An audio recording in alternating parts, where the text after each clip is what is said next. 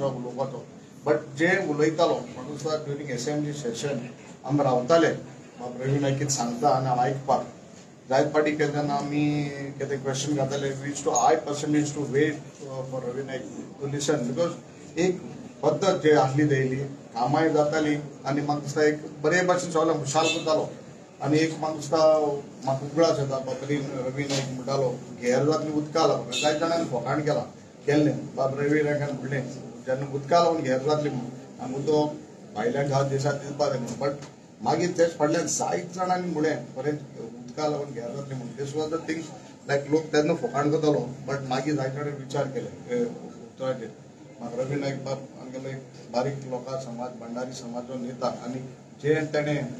कार्य केलां म्हाका दिसता